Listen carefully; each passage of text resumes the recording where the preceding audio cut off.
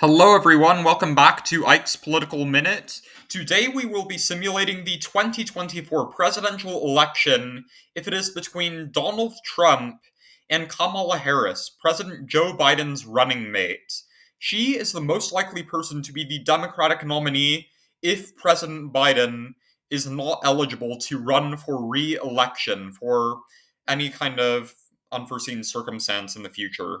So, anyway, let's get to it. I think that Kamala Harris has some strengths and some weaknesses. I think that Joe Biden nominated Harris to appeal to women and minority voters who wanted to say on the ticket, felt like Joe Biden needed to better reflect the diversity of the Democratic Party and of the country as a whole. And I think that would bode well for Harris in some regions and maybe wouldn't stand out so much in other regions. So, yeah, I think that Kamala Harris would do very well in the West Coast, her native region, and I think that her strength in California would be enough to deliver her a narrow win in Nevada as well.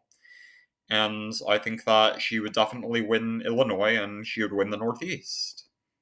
With the exception of Maine's second congressional districts, though, that is overwhelmingly white in Trump country, and I think that Donald Trump would prevail handily there. I think that he would honestly win that by a safe margin. And now we go to the and states that Trump would win. He would win Alaska and he would carry the plains and mountain states. That's for sure. I also think that he would carry Nebraska's second congressional district. I mean, generally it's not too diverse, it's just more suburban, and I don't think that Kamala Harris would have the same appeal that Biden did there. And I think that for the same reasons, Trump would carry Texas by a likely margin. Just in general, I don't think that Harris's left wing policies would have too much of an appeal to voters there. She would kind of have a Julian Castro or Beto O'Rourke effect, which would really come to harm Harris in the long run. And I don't think that Kamala Harris would do well with traditional voters in the South, in kind of that Bible Belt region. I think that they would generally like to stick with Donald Trump in this context. And I think that Harris generally has a weakness with Rust Belt voters.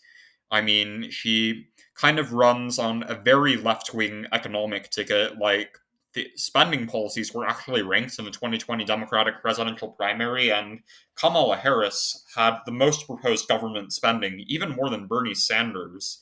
And I honestly think that that would be enough to lose her Florida by a likely margin, and at the same time, Ohio and Iowa. I just don't think that she would be too popular in either of these areas. Though I do think that Kamala Harris's strength with minority voters, and especially the Latino vote in particular, would give her wins in Colorado and New Mexico.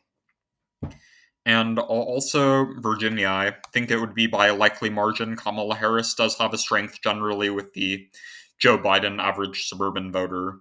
And because of her strength with the African American community, I think that Kamala Harris would narrowly carry the states of Michigan and Georgia because, again, she appeals very strongly to that constituency. Also, both of these states have generally moved to the left, and I think that Kamala Harris would be able to capitalize on these gains and be able to lock down wins in both states.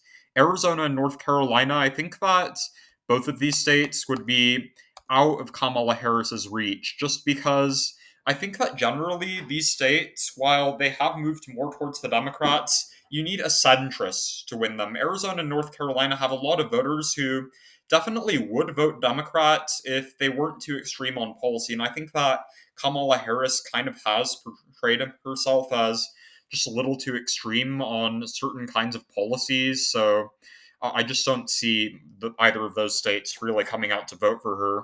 I think that Wisconsin, Donald Trump wins that narrowly. I just don't think that Kamala Harris has too much of a strength with the kind of Rust Belt voter that you would normally need to win in a place like Wisconsin. And it's also just demographically a very white state, so that would go to Trump.